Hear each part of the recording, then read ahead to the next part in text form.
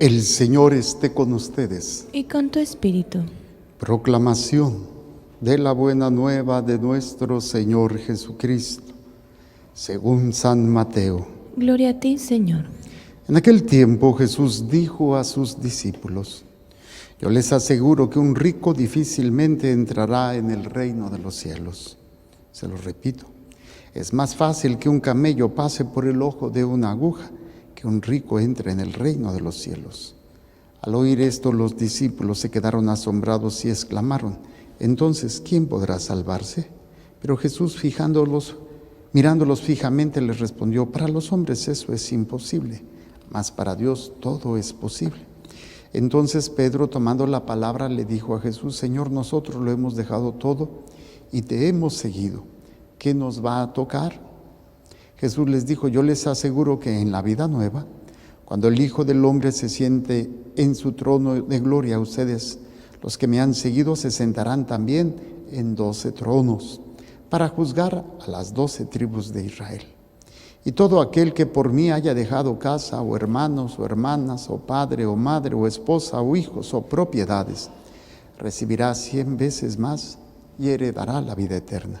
Y muchos primeros serán los últimos, y muchos últimos primeros. Palabra del Señor. Gloria a ti, Señor Jesús. Por la lectura del Santo Evangelio, sean perdonados nuestros pecados. A ver, brevemente sentados. Hace algún tiempo leí una frase, creo que se le atribuye a un sabio chino, no me acuerdo el nombre, pero decía muy sencillo. Decía: si quieres darle de comer a un hombre un día, dale un pescado. Si quieres darle de comer toda su vida, enséñale a pescar. Y esto es interesante, porque ahora los jóvenes, muchos, no saben hacer nada. Se les llama los famosos millennials, ¿no? Que todos están acostumbrados. ¿Por qué? Porque la tecnología y todos los avances pues, se los plantean de una manera muy fácil o muy práctica. Y no estoy diciendo que todos sean malos, pero a lo que voy es que en todos los tiempos del hombre ha habido personas que se les da todo o no están preparados para enfrentar las dificultades. Hay gente que se pone las pilas y dice: bueno, esto es el problema, yo quiero ser parte de la solución. Nos la pasamos, por ejemplo, hablando de nuestro México, hablando de los problemas, hablando del gobierno, hablando de todo esto, pero pues no hacemos nada por mejorar. Y no estoy diciendo de tomar armas, no, estoy diciendo lo que a mí me corresponde, lo que a mí me toca hacer, hacerlo bien. Oye, si soy médico, pues atender a la gente y atenderla bien para curarla, no hacer tranzas. Si soy mecánico, hacer las cosas bien, atendiendo, reparando carros.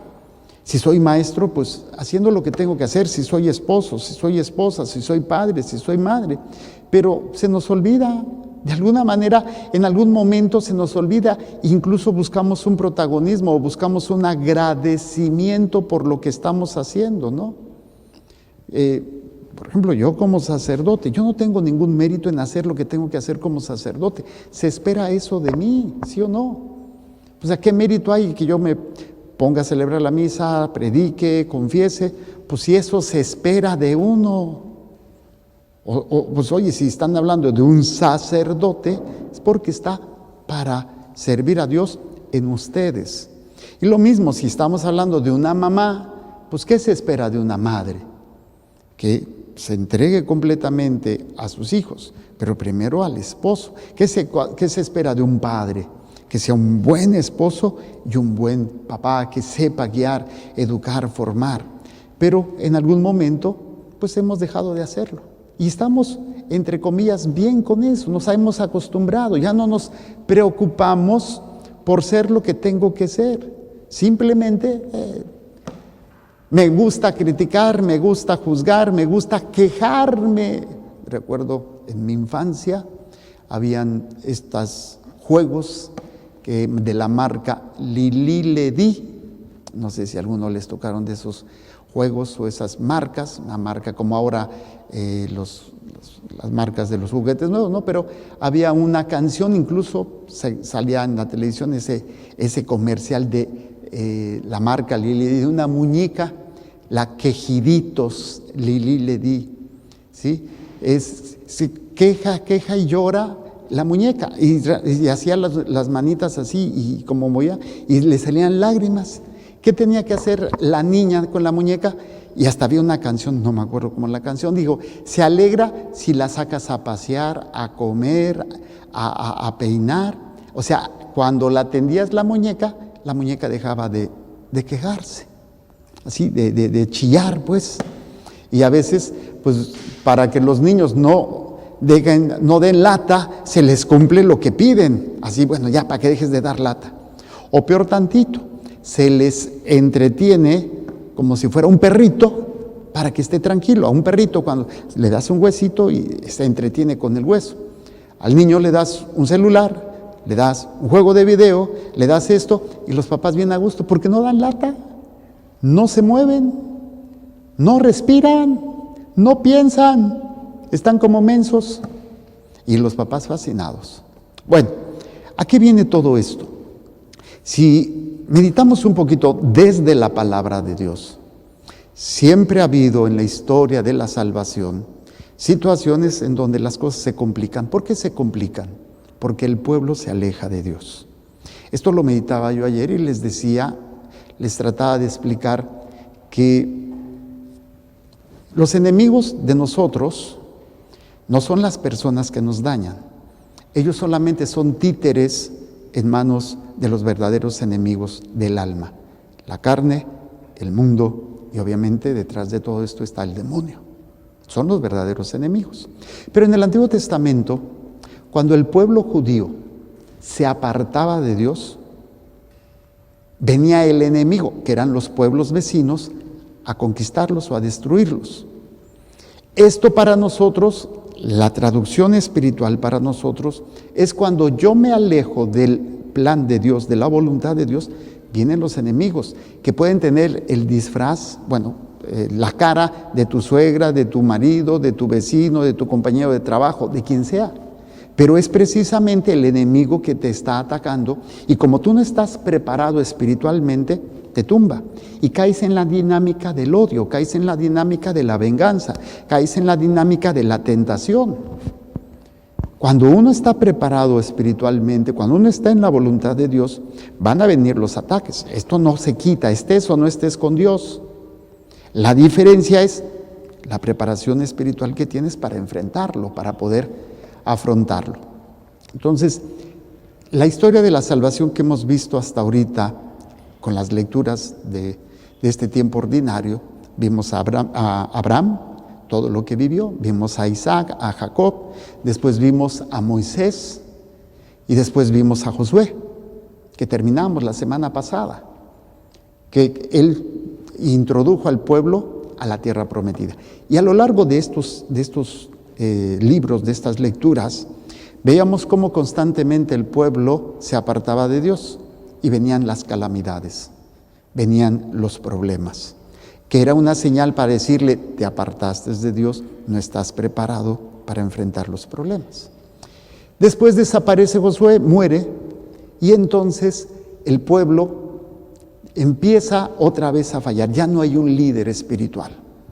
Y entonces Dios, en esta etapa del pueblo judío, va a generar los famosos jueces, hombres y mujeres, que en un momento de crisis del pueblo es llamado por Dios para liberarlos, para guiarlos. ¿Por qué? Porque han caído en pecado, han caído en una situación de haberse apartado de Dios, y entonces escoge a un hombre o escoge una mujer que los va a liberar de la situación de opresión, o sea, algún pueblo que los había conquistado.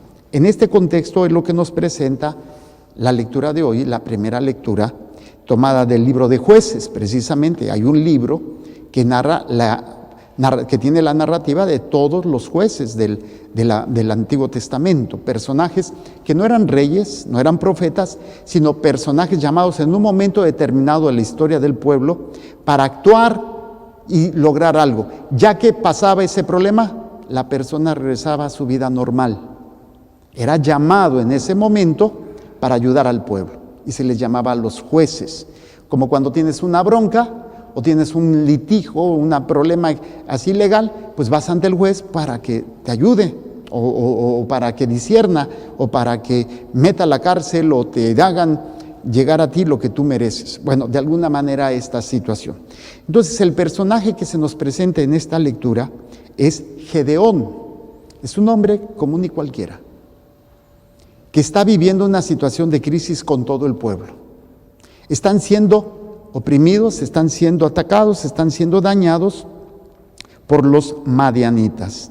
¿Sí? Entonces fíjense, dice, en aquellos días vino el ángel del Señor y se sentó bajo la encina de Ofrá, que pertenecía a Joás, de la familia de Abiezer. Su hijo Gedeón estaba limpiando trigo en el lagar para esconderlo de los madianitas. Los madianitas era un pueblo saqueador.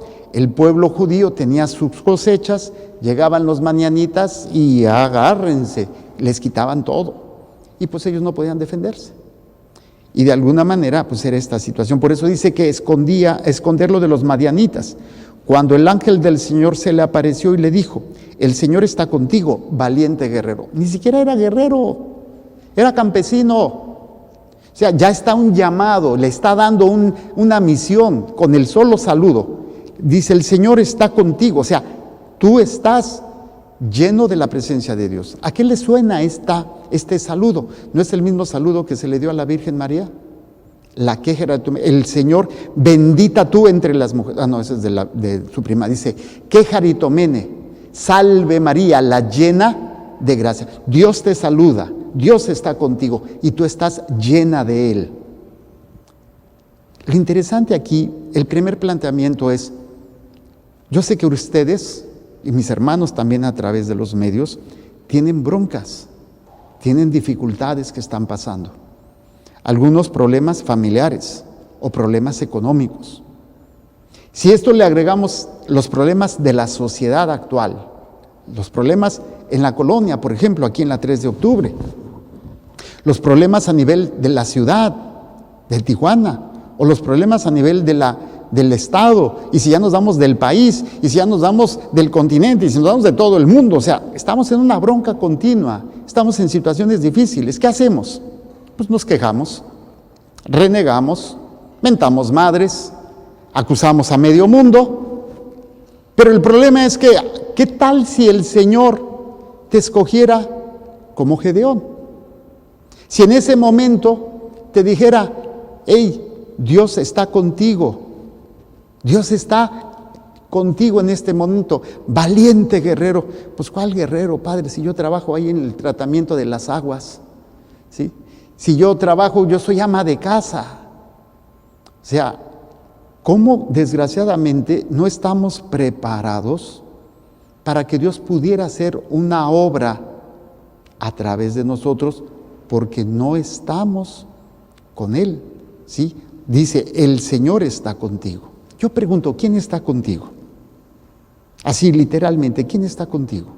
Y no me refiero físicamente porque estás al lado de tu vieja o al lado de otra persona sentado en la banca o tu hijo. ¿Quién está contigo en tu interior? ¿Está realmente el Señor en ti o está tus preocupaciones, tus miedos o tus vicios? En el programa hablaba del vicio de la pornografía, cómo este vicio destruye completamente al ser humano, en su dignidad, en su relación, y cómo muchos no quieren reconocer que tienen un problema, no son capaces de reconocerlo.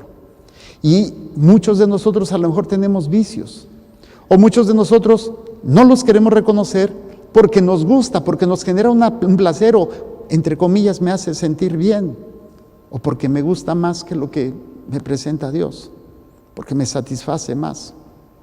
El caso es que yo sé que están pasando por problemas y lo fácil es quejarnos y lo hacemos. Yo me puedo quejar, pues no sé, yo me puedo quejar del gobierno, me puedo quejar no sé, de los problemas de salud de mi mamá, me puedo quejar de los problemas aquí en la comunidad, me puedo quejar de todo. Pero, ¿qué tal si el Señor quiere que yo sea solución al problema? Gedeón no era un jovencito tampoco, no era un niño, ya era un hombre. Y habían pasado años cuando los madianitas los estaban lastimando, los estaban dañando. Y este hombre, de alguna manera, logró en medio de toda esta problemática estar siendo agradable a los ojos de Dios. Para cuando llegase el momento, Dios lo llamara para ser instrumento de liberación. Pero si Gedeón se la pasara renegando, aunque va a cuestionar al ángel, o sea, diciendo, pues ¿dónde está Dios? Fíjense, vean este diálogo. Dice, el Señor está contigo, valiente guerrero. Le contestó Gedeón, perdón, Señor mío. Si el Señor está con nosotros, ¿por qué han caído sobre nosotros tantas desgracias? ¿Dónde están todos aquellos prodigios de los que nos hablaban nuestros padres cuando nos decían, el Señor nos sacó de Egipto? Ahora en cambio el Señor nos ha abandonado y nos ha entregado a los madianitas. O sea, es un planteamiento justo. Pero lo interesante aquí es que pasa de ser una queja, la disposición del corazón de Gedeón, a lo que el Señor le marque. Tú vas a hacer, ok, yo reconozco que hay ese problema, pero tú vas a hacer solución a ese problema. Y no esperar a que te lo solucionen, porque eso es lo que yo les decía al inicio. Si quieres darle de comer a un hombre un día, dale un pescado. Si quieres enseñarle a comer toda su vida, enséñale a pescar. Entonces el Señor nos quiere enseñar a vivir en santidad, no nada más un momento, pero yo tengo que dejarme guiar, yo tengo que dejarme instruir, yo tengo que dejarme cuidarme de estar lleno de Dios, para que Dios en su momento, si me dice, tú eres mi guerrero, de hecho, en el sacramento de la confirmación se nos considera soldados, con la plenitud del Espíritu Santo, para salir en la lucha contra el pecado, contra Satanás. Y en lugar de quejarnos, ser instrumento en manos de Dios. A veces en la guerra, pues se pierde la vida, pero sabes que estás luchando por algo, que vale la pena incluso entregar tu vida. Pero no eres capaz ni siquiera de entregar tu orgullo, de entregar tu soberbia, de entregar tu estar bien, tu pereza, tu comodidad, tu estatus. ¿Por qué? Porque es incómodo.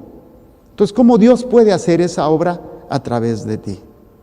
Y no me estoy refiriendo que vayas a ser un caudillo tipo libertador del pueblo mexicano. No, empieza en tu casa, empieza contigo mismo. Deja que el Señor actúe en ti. Pero si tú no cuidas estar lleno de Dios, pues Dios no puede hacer esa obra. Y entonces viene este diálogo. Perdón, Señor mío, ¿dónde están aquellos prodigios de los que nos hablaban nuestros padres cuando nos decían, el Señor nos sacó de Egipto? Ahora en cambio el Señor nos ha abandonado y nos ha entregado a los madianitas. ¿No suenan así sus oraciones? ¿No suenan así nuestras quejas? ¿Dónde está Dios? ¿Por qué Dios permite esto? ¿Por qué Dios manda esto? ¿Dónde está Dios? Ya le he rogado, ya le he pedido y no me hace caso. Y fíjense qué interesante. Entonces el Señor se volvió hacia Gedeón y le dijo, usa la fuerza que tienes para ir a salvar a Israel del poder de los madianitas. Yo soy el que te envía. No es lo mismo hacerlo por tu cuenta a ser enviado por Dios. La iniciativa privada, la iniciativa de acuérdense de ese joven que, Señor, yo quiero seguirte. O sea, los espontáneos no existen. Tienes que ser llamado. ¿Pero estás preparado para ser llamado? ¿O te la vas a pasar quejando y renegando de lo que te está tocando vivir? Quejándote de esto, quejándote del otro, lamentándote, culpando a medio mundo, culpando el vicio de tu marido, el vicio de tu mujer, el carácter de sutano, el carácter de mengano. Sí, ahí el problema. Y quejarnos no soluciona el problema. Ni estar culpando no soluciona el problema. Es enfrentarlo desde esa conciencia. Y el Señor, si el Señor quiere que actúes, te va a llamar y lo hace de muchas maneras. Precisamente a veces del director espiritual o a través de un problema. nos decía una monjita, el tiempo y las circunstancias nos dan a conocer la voluntad de Dios. Pero si yo no estoy lleno de Dios, o sea, si Dios no está conmigo, no voy a entender, no voy a escuchar las necesidades y lo que Dios me está pidiendo desde ese problema. A veces yo espero que los demás solucionen y cambien. Y no me doy cuenta que el Señor es el que quiere que yo sea su instrumento para que esto se dé. Y no me refiero a salir a luchar. En el término del libro, Gedeón salió a pelear con los madianitas y venció. Aquí no vas a agarrar a biblazos a tu suegra, ni vas a golpear a tu marido. No, la lucha es espiritual. La lucha es a través de hacer y vivir en la divina voluntad, desde la oración, la vida sacramental, el ofrecimiento. Porque la lucha, yo les decía, mi enemigo no es la persona que me está haciendo el daño, es detrás de quien está moviendo a esta persona. Su vida de pecado, su ausencia de Dios, sus vicios, sus miedos, sus traumas, que lo mueven a todo el daño que me está haciendo. Dice, usa la fuerza que tienes para ir a salvar a Israel del poder de los madianitas. Yo soy el que te envía. ¿Cómo se presentó con Moisés? Yo soy el que... Cuando me digan, ¿quién eres? ¿Qué nombre le debo decir? Yo soy. Le dices, yo soy el que te envía. Yo soy, o sea, el Yahvé. Yo soy el que soy. De ahí viene el nombre de Dios, Yahvé. Dice, yo soy el que te envía. Usa el mismo nombre que le dio a Moisés. Le respondió Gedeón, perdón, Señor mío, ¿cómo voy a salvar yo a Israel? Mi familia es la más pobre de la tribu de Manasés y yo el más pequeño de la casa de mi padre. Primer paso, la humillación. Humillación. Reconocer mis miserias, mis pecados, mis limitaciones ante la tarea que Dios me está pidiendo. Tu matrimonio, tus hijos, todo esto, pues humillarte delante del Señor. ¿Cómo voy a hacerlo? Si mi marido no me hace caso, ¿cómo hacerlo? Si mi hijo ya se fue de la casa y anda en malos pasos, ¿cómo voy a hacerlo? Yo no puedo, yo apenas si soy un pecador. Y en esa humillación Dios puede obrar, Dios puede hacer grandes cosas. Dice, el Señor le respondió, yo estaré contigo, por eso el saludo, el Señor está contigo. Y luego le confirma, yo estaré contigo y tú derrotarás a todos los madianitas como si fueran un solo hombre. Gedeón todavía le pide una señal, si ha alcanzado tu favor, dame una señal. Y es cuando, o sea, no te vayas, déjame ofrecerte un sacrificio. Traducido para nosotros, ¿cuál es el sacrificio agradable a Dios? Mi humana voluntad sometida a su divina voluntad. Es el sacrificio que hacemos en la misa, antes de cualquier cosa. Por eso antiguamente, lo primero que hacía la gente, antiguamente, en la mañana lo primero que hacían, ir a misa y ofrecer el santo sacrificio de la misa para entregar el día a Dios y enfrentar la batalla que vas a enfrentar. Y ahora pues vamos a misa solamente cuando tengo un bronco, no. O cuando tengo una necesidad. Incluso los domingos, pues voy a misa hasta el último momento, porque pues ya pasa. Cuando debía ser la primera actividad del día. Y si no se puede en la primera, cuando tenemos la misa de 12 o más tarde, pero que sea ese acto de ofrecer el sacrificio. Señor, si he hallado gracia, no te vayas, déjame presentarte, ¿sí? Dice, con la ofrenda que te presente. Nosotros le presentamos y hacemos el acto de adoración. El acto de adoración es el acto más importante que todos nosotros tendríamos que saber hacer continuamente, para que cuando enfrente yo la batalla, la guerra, la situación difícil, sea el Señor conmigo y yo lo enfrente desde esta fe y desde esta adoración. Pero me voy a la guerra sin fusil o a las patadas con Sansón, pues me va a poner una arrastrada. Pero si yo hago ese acto de adoración, le ofrezco a Dios mi día. Si no puedo ir a misa al inicio en la mañana, lo primero es dar gracias a Dios y ofrecer ese sacrificio de mi vida, de mi humana voluntad, entregado a Dios, para que Dios esté conmigo. Cada vez que yo cometo pecado, le doy una patada a Dios y lo corro de mi lado. Le estoy diciendo, no te necesito, hazte a un lado. Yo puedo, yo soy, yo sé cómo hacer las cosas. Pero cuando yo me arrepiento, me confieso, vuelvo a invitar al Señor. Cuando yo comulgo, es precisamente el Dios conmigo. Dios está conmigo. Comulgo y lo recibo y me acompaña a todos lados. Pero no entendemos, no lo hacemos. Y luego pues presenta la ofrenda, que es la carne, es el pan sin levadura, ponlos en esa roca y derrama en ellas el caldo. Y luego viene la manifestación, fuego de la roca que consume esto. Y todavía Gedeón dice, estoy en presencia del ángel del Señor, debería de haber muerto. Porque la impureza del hombre no le permite estar delante. Esto yo le explicaba en el programa de Misterio de Fe con respecto a la comunión de los santos y a la iglesia purgante, donde en el segundo libro de Macabeos, capítulo, no me acuerdo qué capítulo, pero ahí dice, sobre el sacrificio que se ofrece en reparación de los pecados. Yo les explicaba algo muy sencillo. Imaginen que esta mesa somos nosotros, o eres tú. Cada vez que yo cometo un pecado, pongo un clavo. Imagínense todo este mueble lleno de clavos. Cada vez que tú te arrepientes y te confiesas, sacas el clavo. Pero de tantos agujeros, ¿qué va a pasar con esta madera? Va a ser débil. Si tú te presentas ante Dios con esta situación, es como querer, ya está toda la madera muy débil. Yo le pongo algo pesado. ¿Qué va a pasar con esta mesa? Se va a destruir completamente. La persona que se presenta ante la divinidad de Dios en estado imperfecto, impuro, pues no soporta el peso de la gracia. Dios quiere depositar su gracia en ti completamente y no lo puede recibir. Por eso está el purgatorio, que es resanar todo el mueble, fortalecerlo. ¿Para qué? Para que todas esas impurezas, toda esa culpa que tenemos sea perdonada y entonces presentarnos ante la presencia de Dios con toda su gracia y poder recibir la gracia que Dios tiene para nosotros.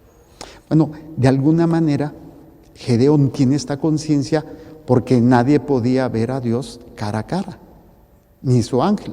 Acuérdense que el único que hablaba cara a cara era Abraham y luego Moisés. Y Moisés cuando bajó de la montaña, ¿cómo bajó? Así estaba prieto, como aquí mi querido Roger, prieto, pero bajó blanquito, así como que si trae un foco. Y dice que le tenían que pedir que se pusiera un velo porque la luz no les permitía. No lo tomen como que trajera un foco, lo que era la gracia. Y esa gracia descubre la desgracia. El pueblo pecador no resistía la gracia.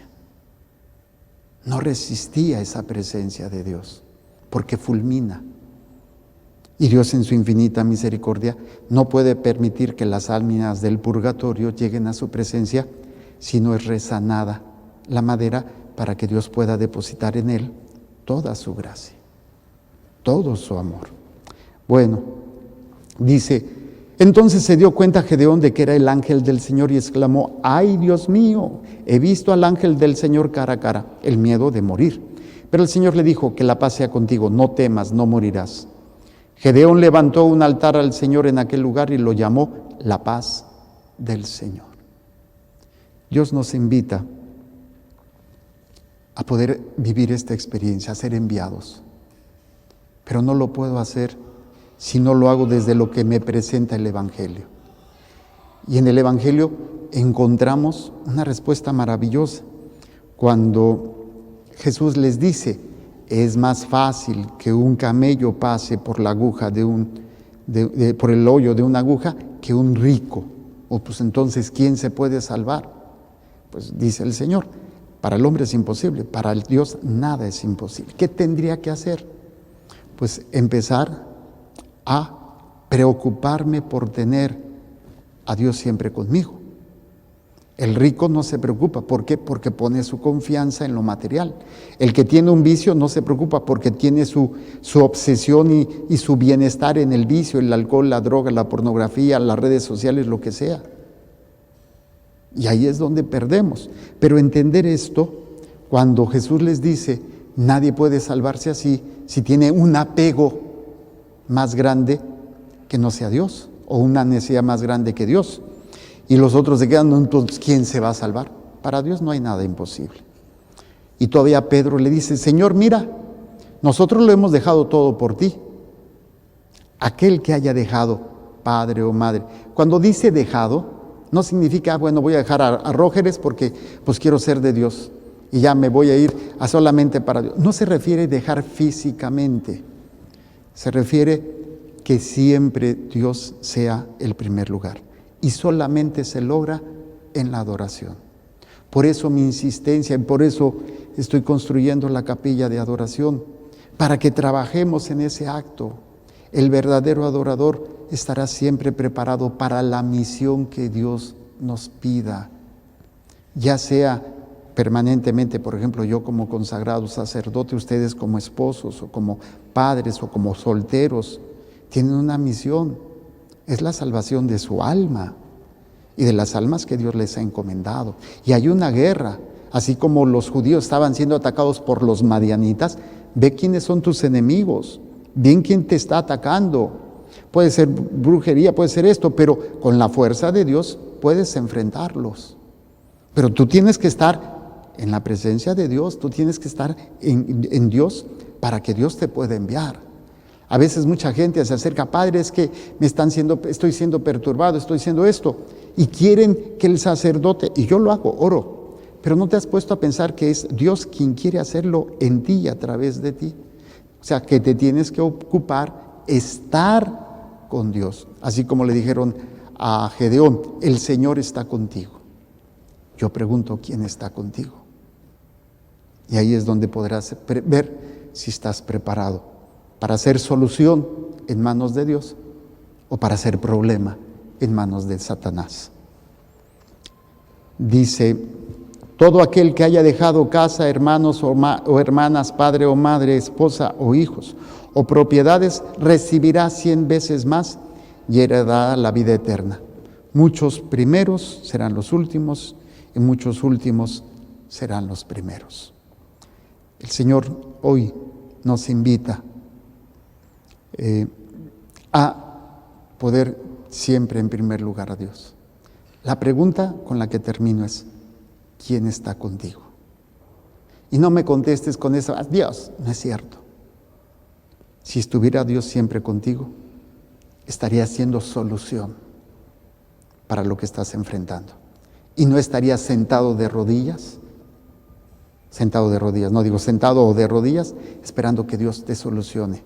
Lo puede hacer y lo quiere hacer a través de ti, si tú le das ese lugar en tu vida.